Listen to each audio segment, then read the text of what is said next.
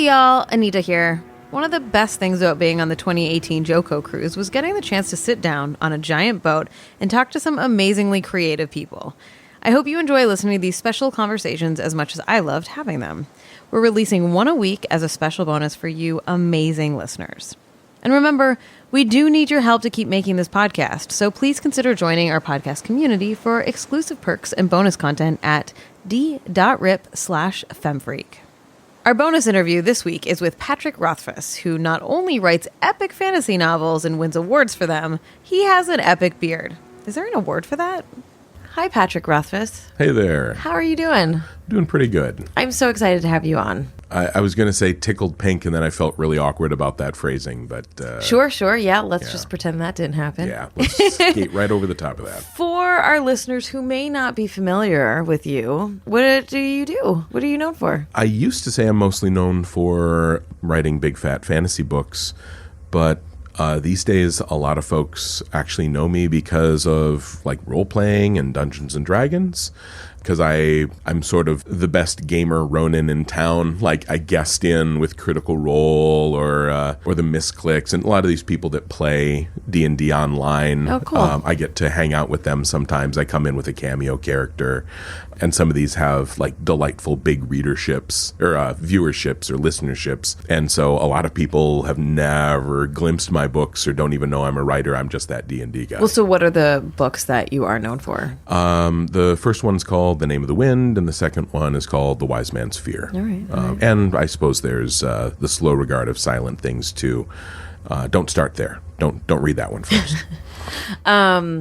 I just started playing D&D for the first time. Really? Yeah, I played like 1.5 sessions because I played the creator character session that our DM turned into like a game, like an actual game. But yeah, it's interesting. It's like I am not an RPG person in general, in video games or otherwise, and so it's been a really interesting experience to come into this and be like, I'm not good at telling stories, and I'm not good at coming up with things on the fly, and they're insisting that I'm doing a decent job, so they're either just really nice friends or I'm doing okay. Well, a lot of if you come into D&D or one of the tabletop role-playing games kind of later in life, it is a little trickier because you got to shuck off some of the social fear. It's sort of like if you become an improv comic at the age of 60, it's probably going to be a little trickier as opposed to I think a lot of people who come to it early, especially if you do it as little kids. Because like that's all little kids do is constant improvisational role play. Absolutely. Yeah. No, it's been really fun, and I'm with a super supportive group of people who like most of them have played a bunch, and some of them are like lapsed, and so they're happy to answer my 5,000 questions I ask every round. I'm still trying to get used to an hour is 1 minute of time. Right. When you're like, why are we not? What's happening? How progress? And I refuse to understand the numbers and the math part of it because I'm like, why are the numbers on my paper not equal to the numbers that are the thing that we're doing? No, I'm just like, I'm gonna just build a really cool character. There's so many different systems out there, and some of them are very mathy, and some of them are, very easily digestible, or you can play them real quick. And some of them are pure storytelling. Like the one on the farthest end of the spectrum is, in my opinion, is The Adventures of Baron von Munchausen, where your entire character creation is writing a name down on a piece of paper and putting it in front of you. And that's it. Character creation is done. And then you sit around and you tell stories about your fabulous adventures with the other people at the table. And there's no dice and no randomness and no anything. It's just pure storytelling. Is there any structure? It's very, very loose structure. But see, as someone new to this, that feels, I want constraints. It's horrifying to a lot of people who aren't innate bullshitters. I just played, have you played Ghost Court? That one I haven't. So it's a game where you pretend there's a judge and then you're a plaintiff and there's the defendant, and one of them is usually a ghost. I haven't heard about this. Yeah, so it's it's a small like party game or whatever, and it's cute and it's fun. But I felt like for me, I don't like to do that much improv, and so there's a lot of like And here's the other thing. Is I play games with professional game developers and designers and like comedians. And so like the bar is really high. And so I'm like, I'm not going to be able to make anybody laugh right now. And so it feels a little more difficult. I think if you're playing with normal people, you might have a better time. It was fun to watch though, because everyone was so hilarious. But for me, I want a little more constraint in what I'm supposed to be doing so that I have a launching off point. Exactly. The one of the other storytelling games, not a role-playing game, it's sort of on the other end of that spectrum, is Once Upon a Time, where it's a card game. It's like you have in your hand like characters or plot events, like turned into a frog, or evil princess, or sword in a stone. And so you start telling a story, but you're trying to play the cards out of your hand to empty your hand. So that is what I do with most people if they kind of want to try a storytelling game, but they're not like improv trained, or they're not professional storytellers. A little structure is very comforting. It's very helpful for new people. So backstage, we were getting into just chatty chat times, and you started talking about the ethical responsibility of storytelling. And I made a note of that because obviously I am very interested in this idea and think that it's crucial, but I actually stopped you from finishing your story because I wanted to record it. I'd be curious, as someone who is a professional storyteller, like how you feel about that, or how that's evolved in your career. Man, I will talk a day about this. Well, we only got 30 minutes, so. I'm trying to think where it started, because in some ways it's stuff I've always been thinking about in little bits and pieces, because you want to tell a good story, and it's a job of work just to tell a story, to have like all the pieces come together, and not a fancy story either, just a simple story told well. There's a lot of craft that has to go into that. If you're doing it professionally, or if you're writing a novel or something for publication, there's 1,000 ways to do it wrong. But you can effectively accomplish an entertaining story that's full of, I think of it as poison, personally, especially now that I'm a parent, and I think back on a lot of the books that I've read, and a lot of these things which I did not realize were really awful sentiments, just sort of, and it's not like I was reading Mein Kampf, and I'm like, ooh, what a fantastic adventure story, and I want to do this. Let me think here. I'm gonna reel it back, because occasionally now I do a panel called The Ethical Responsibility of a Storyteller at conferences, at conventions, and stuff. At cons, when they'll let me do it, and I bring in authors or whoever really wants to talk on the subject, and I pitch it like this, and I say, when The Princess and the Frog came out, Disney's movie, 50 children went to the hospital with salmonella because they went out and they put their mouths on frogs. And so whose fault is that? And like, no one would ever think, ooh, this was a plot by Disney to kill children, right? However, the fact remains, Disney made a story, people consumed the story, and then took actions based on the story that were detrimental to them. And that's a very clear line. It reminds me of when Jaws came out, how the increase in fear of sharks was very real. It's exactly it. And so people hate sharks, and people, it had an impact on tourism. It had an impact on the ecology of the oceans, because suddenly everyone is like, let's kill the sharks and keep our babies safe. But that story is not true. Mm-hmm. It just looks true. And I believe that humans, there was always a lot of talk about what makes people people. Why are we special? Or are we special? And everyone wants to feel special. And they're like, well, we're the tool users. And you look at animals and you're like, well, actually, no, we're not the only tool users. And you go, well, we have language. And then you look and you go, well, if you mean sounds to communicate information, no. And then we're like, well, real language, not just bird tweets. And then like a gorilla can sign at us. And you're like, oh, okay, so what is it? And I think that it's, what mirror neurons are? I'm going down to deep rabbit hole here.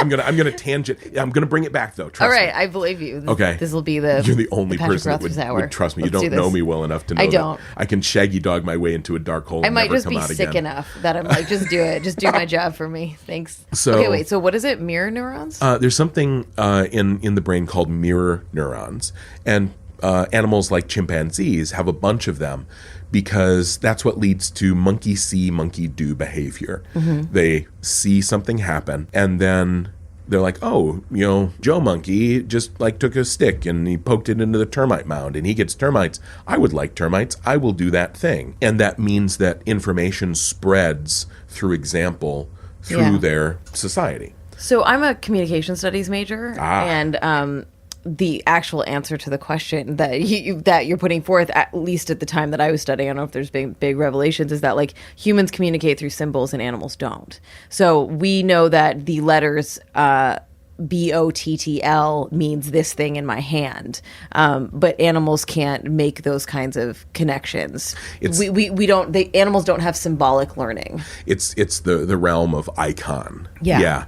And that's great. I hadn't thought in those terms, but that absolutely that fits with where I'm heading. Great. Because these other primates, these apes have way more of these mirror neurons than other animals, but we have 10 times more than like chimpanzees. And this means that like we don't just have a little monkey see, monkey do. We have so much of it. And my theory, my tinfoil hat theory that is borne up by a surprising amount of evidence, is that one of the things that sets us apart is that we don't merely have to see a thing, because they found out that humans are wired for language. If you're exposed to language as a child, you absorb it. I believe that one of the things that makes us different is that we are compelled to tell stories. We live in story and we learn from story, probably because we have this symbol, this icon, this archetype ready brain. And so we don't have to look at somebody with termites. Because, and here I'll take it out of the realm of whatever, but imagine you go back, 10,000 years, 50,000 years, and Oog comes back to the cave, and he's all bloody, and like, what does he talk about? He's like, I was by some trees, and I heard a noise, and like, panther. And it sucked. And it sucked. It sucked. It super sucked. Like panther, and it sucked. What does everyone learn? It's the benefit of experience without the burden of experience. And like Oog can fucking die then. But the tribe has like learned some super useful shit. Trees plus noise equals run your ass off, because you remember Oog, right? And I went to a weird caveman place with that. Yeah, I mean, but think of the people you've known who have gone through bad shit like in their lives. And maybe it's a breakup, maybe it's their dog died. When you run into them, the people in your tribe, mind you, friends, you run into somebody. What do they do? Like, how you doing? And what happens? They will tell you the story of what happened to them. It's almost like, and they are compelled to. If you're like me, sometimes people get stuck and like they can't get that story out of them. They can't move past that story. But typically, if you tell the story, you get catharsis, and then you settle your shit down and you can move on with your life. And I think that's a biological imperative for humans, because we're actually disseminating this valuable information. Because bad shit happening to you, your body is like, this is dangerous. This is trauma. Yeah. I want to share it with people. And then, and only then, is it evolutionarily advantageous for you to let go of it and move on with your life. I'm just going to throw on the caveats of like, sometimes it's not that simple. But, oh, no, absolutely not. I am fully with you in stories are so important to our existence, and it's how we pass down culture. Yes. Right? It's generation to generation to generation tells these myths. Yeah. And you tell these wild stories about like the whatever. They're not real stories, but they're the myths that you tell generations in order to keep them safe. Yeah. You can't cross the river because of the evil dragons that are over there, or whatever, right? Yep. I am clearly not the storyteller in this conversation. And so for me, as stories became more and more a part of corporate world and became more attached to capitalism, stories changed. And they weren't just used as entertainment, and they weren't just used as education. They started to become a thing that was used to sell concepts, to sell politics, to sell lifestyles, to sell, right? To sell fucking Tide detergent. Yeah. Exactly. And the combination of the media conglomerates getting smaller and smaller and smaller, and corporations taking over our primary storytelling communication modes, you have this, for me, this tension of like, but the media is one of our socializing factors, right? Whether people want to fucking admit it or not, and I hear every day that they don't, but that, like, you know, religious groups and parents, like family and schools and peers and media are pieces of how we grow and learn and get our values. And so the fact that people will be like, the media doesn't affect me, I'm like, what? Because you are some magic person that is made of Teflon and it just bounces off, yes, right? You sprung fully formed from the head of Zeus, and you never grew or changed or learned. Yeah, you were perfect just as you were. And so it's interesting to me, the idea of ethical storytelling is Feminist Frequency's work is predicated on the fact that the media is a tool and it can be used to promote values, and those values I can agree with or not agree with. And it doesn't have to be a story about politics. It can just be Black Panther, where you just have a cast of all Black folks with different experiences and different backgrounds to show the depths of humanity in a community that has been historically and currently disenfranchised, right? And so I think that people get really touchy about when we talk about ethical storytelling and we talk about like changing the media, and not realizing that like the subtle values within our media systems have these like the examples you gave at the top about The Princess and the Frog, and we were talking about Jaws, I think are very clear examples that people can't really dispute. But the examples of like how many women are the star of a show, and what stories are being told about them, and what are the values, or how they're dressed is a value, how they are framed is a value. Once I started to see these things and think about them, grad school was an excruciating experience for me, but it did sort of shake me up and make me aware of a lot of these social issues that I was not tuned into before. And then like you watch a movie and then you're like, oh, the mechanic is Mexican, you know? And you see like how often and in one movie that's not a big deal, but then if it happens in like 80% of television shows, that most of the time when you see somebody that's Hispanic or Latino and they're doing a mechanical job, that tends to have an impact on how you view the world, because again, it's monkey see, monkey do. You're viewing this, and that becomes your world. And I think about this too in terms of like, I saw emergency rooms on TV before I was ever actually in one, right? And when I went to one, it wasn't like the emergency rooms on TV. But I have these impressions of what courtrooms look like, what emergency rooms look like, what being a astronaut is like, because I've seen it in the movies or whatever. And that's not usually the way that it is. Do you know what you've been experiencing technically? It's virtual reality. Yeah, that's true. It's a very old type of proven technology, except it's advanced beyond our knowledge of how it affects us. Because there's always been stories, but now there are stories which interact with your visual cortex. And throughout all of the million years of evolution, the only things that you have seen are things that are real in the world. And then for the last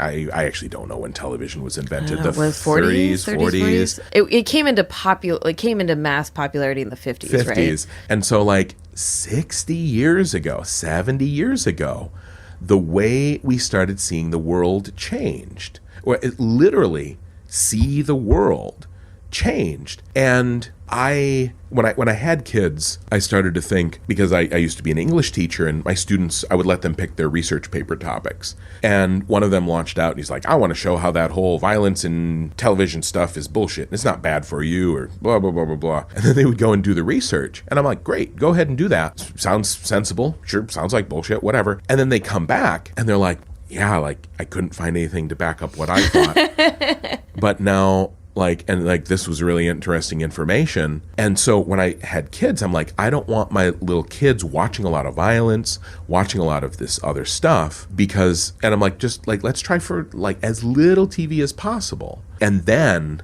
and a lot of people were giving me the side eye. There was I can't remember what comic it was I read online, where somebody said, yeah, we try to limit our kids' screen time. And somebody's like, oh, do you try to limit their like paper and pencil time too? What asinity, which is... Sorry, for those of you who can't see, because this is a podcast, I just rolled my eyes very hard. It's a very long eye roll. There should be a sound effect associated with that. But, and it seems like a logical argument, although it's technically a very classic logical fallacy. And then the American Pediatric Society came out with this huge study that said if your child is younger than 2, any amount of television will retard their social and language development. And I heard that on the news, and I stood up, and I'm like, I knew I was right. I was right. And people who interact with my kids, like they come over and my kids hang out and they talk, and then there's usually a moment where they look at me and they're like, what is going on with your kid talking like this? And I'm like, well, we read him a lot of books and he reads books, and we were really careful about TV for the first 3 or 4 years of their life. But also, I want to talk about The Little Rascals. There was a movie that came out based on The Little Rascals, and I looked at it, and it was charmingly true to that old thing. And my girlfriend was really excited to watch it with our little boy. She plugged it in, and I have some fond memories of The Little Rascals too. And we started watching it, and all the perfect casting and this quaint, and it's like, oh, simpler times, da-da-da. And then they all go into the He-Man Woman Haters Club. Yeah. And I was like, oh, right. Now we need to have a talk about this. And then they go in, and then they recite the oath, the He-Man Woman Haters Club oath, where it's like, no women, no what, ick. And I'm like, oh. And then there's going to be a boxcar derby. And then it's like, and it keeps like, no girls. And Alfalfa's off hanging out with the girls, but he's still part of the group. And I pause it. We're like 4 minutes in. I pause it and I go, we can't do this. And she goes, what happens at the end is the boxcar derby, the celebrity kid that comes in to promote it and that they're also excited to see is a girl. And I'm like, you would think that would fix it. But what's really going to happen is my kid will hear girls ick, girls bad, no girls, us boys, them girls.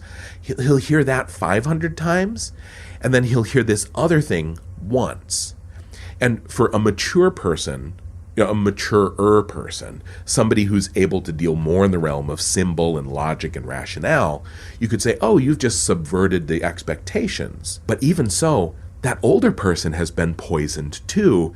It's just they're able to maybe get a little bit out themselves. Yeah. As opposed to these children. That's always been my argument too I didn't phrase it that way, but like, it's cool that you're trying to subvert a thing at the very end, but you literally spent 2 hours just telling us one thing. Preaching and like, it. There is a power in the shock of the subversion, depending on how it's done.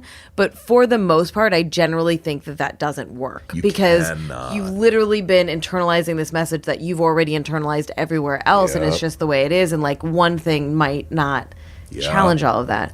And that's like in Moana. One of the reasons I love Moana is Moana. Oh, Moana. It's the best. And I would love to. Can I come on and can we talk? Just talk about fucking Can we Moana? just have a Moana cast? Oh yes. Sure. But they don't spend the first 15 minutes of Moana proving that a woman can be a chief. No. He's like someday you're going to be the chief here, and then let's take that as read, and then the story moves on, and they didn't build up a thing so that they could then subvert it. Yeah. They're just like, well, we're going to go over here. Yeah, and I think about this like from like a feminist critique perspective of the media. I think about like the sort of 2 ways that this happens. There's that, right, where it's just a given. So like Star Trek Voyager did that. Having a female captain is just normal, and that's just the way the world is, and everybody treats her with the respect you would any other captain. So the narrative is already baseline at that, like you were saying with Moana.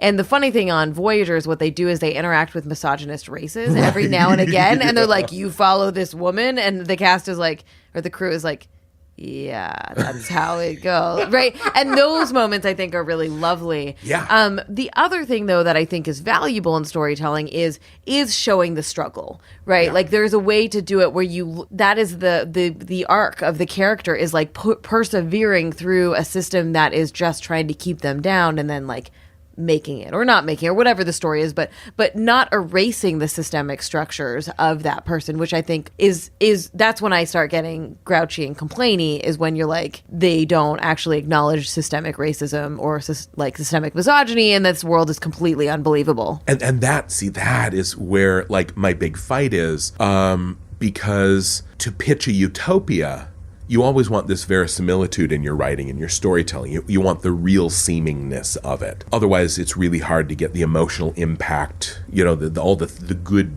stuff you want from a story. And that means like, and a real character is flawed. And like, I hate it when people talk about like, strong female character.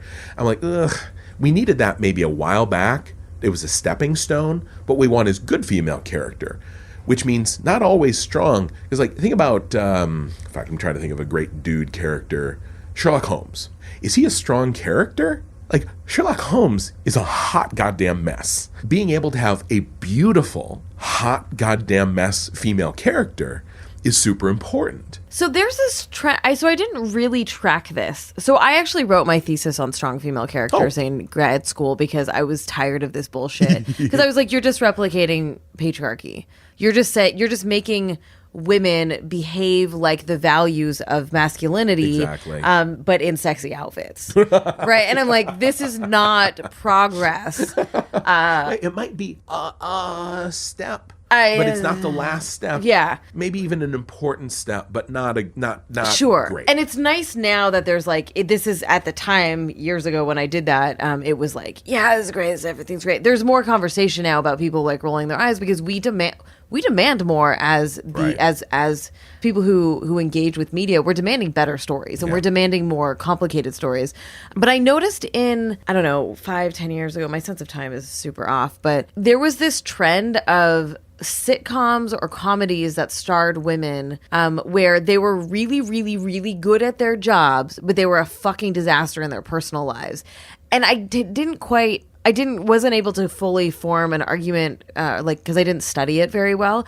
But that also felt weird to me because it was just this thing was happening again and again, and these women were still fucking disasters. And because it was the sitcom format, like you don't really grow a lot from that, right? It becomes very, you're just a mess all the time. Right. And so that was like a pendulum swing that I'm like, can we just figure out how to have like a lot of different kinds of characters, right? There you go. I mean, like that is really what we're asking for, is the fact that Wonder Woman and Black Panther are sort of being like held up as the two big, like Wonder Woman is for white women and Black Panther is for black folks, right? And you're like, it's crumbs. Like we're fighting for crumbs. Right. Right? How about we have 20 movies about black folks and women of color and disabled people, and because then we wouldn't be putting all of our energy into the one thing and expecting it to be everything for everyone of that background. And this is something that I'm currently like in the midst of terror about, because my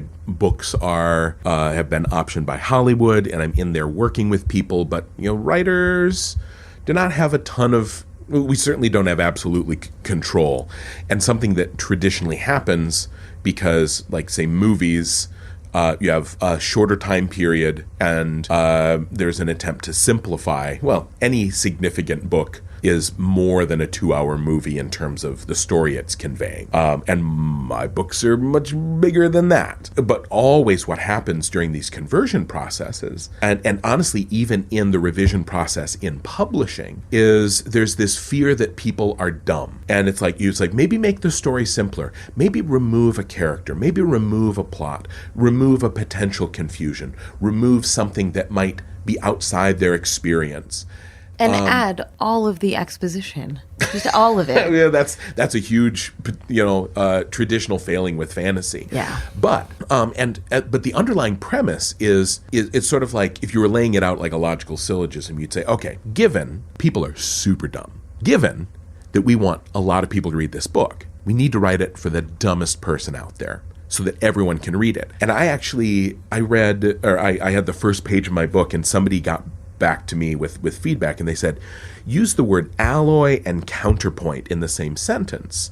And those are both kind of specialized terms for music and like metallurgy. And somebody who knows one might not know the other. It seems like you're maybe asking for trouble there. And at that moment, I thought, if you're going to be thrown by that, you should know on the first page of the book so you can get out.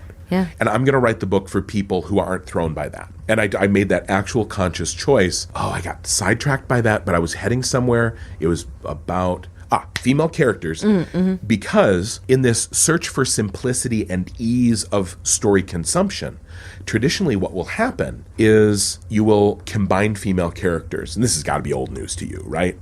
I actually talked to somebody, he's like, my editor cracked it. It's like there was, the story wasn't working well. He goes, and because he had one female character that was a friend that he hung out with and worked with, and there was another one who was his love interest. It's like, why not just put them together? Why not? And it really simplifies the story. Yeah. And it does simplify the story. Of course. But if the only female in your book, which is to say, in the world of your story, there is only one female, and then they get together and love each other, it implies so many dark things. And if you have 4 characters in a novel, a colleague, a friend, a banter partner / somebody who doesn't like you very much, and a love interest that it does work out with, and a love interest it doesn't work out with, and then you combine all those characters into one, this woman is psychologically a mess, like a nightmare psychotic, because she cannot fill all those roles in any meaningful way. And that's like one of the ways that like this simplification of story, it has these weird, far-reaching things. And again, it's nothing that you I don't have. No, this is very interesting. Times. I mean, I actually have not had extensive conversations about adapting books to film, so this is actually really interesting to me. And when you is this something you're struggling with right now? And it's something that I wanted to write into my contract. That like, you cannot combine my female characters, because to be completely frank, one of the failings of the first half of Name of the Wind is like there's just not a lot of women in it. So do you get to, because that's what something I was thinking about too, is that if you're like, can the story change so that the protagonist be a woman? And I assume when a book is optioned, they're not really into that because they're optioning it based on what it currently is. Well, one would hope that they would option it because of what it is, and they were striving endlessly to preserve the purity of the story. Yeah. One would hope. And working with John Rogers is great. Because he's in charge of my Showtime show. And if you've run into John on Twitter, which I heartily recommend, because he used to be a stand-up comic. You heartily recommend. I was like, wow, dude, that's mean. I'm going to dig on my showrunner halfway through development. He's brilliant. He's clever. He used to be a stand-up comedian, so he's funny. And he is so angry right now because the Republic is crumbling. And I have trouble threading the needle between my rage and like wanting to talk, but he manages to make his point and make it palatable with some humor, whereas I just either am fury or nonsense. Yeah. But him being in charge of this show, and he came at me, he's like here's our cast of characters, and I look and I go, are you giving me 3 women and 2 dudes?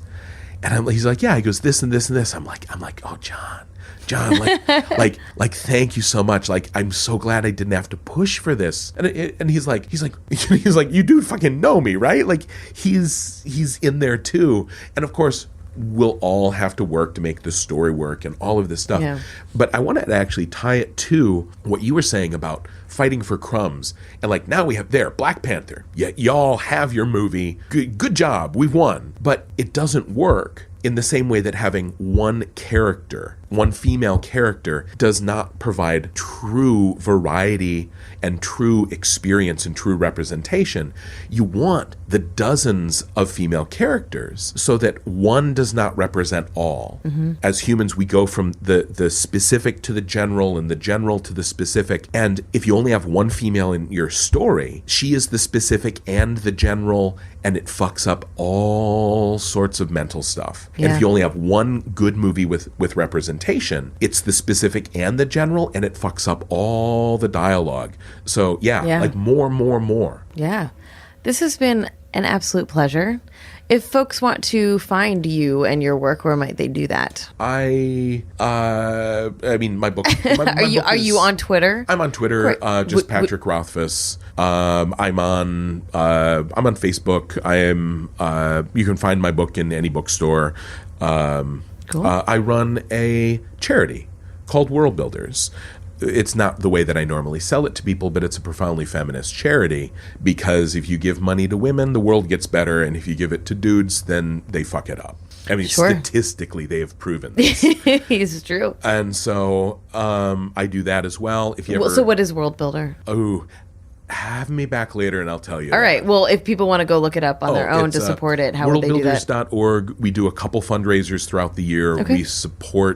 We vet charities and raise money for them, because if you're a geek, you like to know that your money is going to a good place. Cool. But you can get option paralysis, because you tend to think, oh, I want to give $50 to somewhere, and then you look into the 150 charities that do this, and you don't know when you're being lied to. We do that work for you, and we only raise money for A-list charities that do good, sustainable shit in the world. Awesome. Yeah. Well, that sounds great. Well, thanks so much for being on. Thanks for having me. I'm sorry I breathed up so much of the air in the room. I got kind of riled. I love talking about This is stories. this was exactly what I wanted this to be. So, cool. Bye. Bye.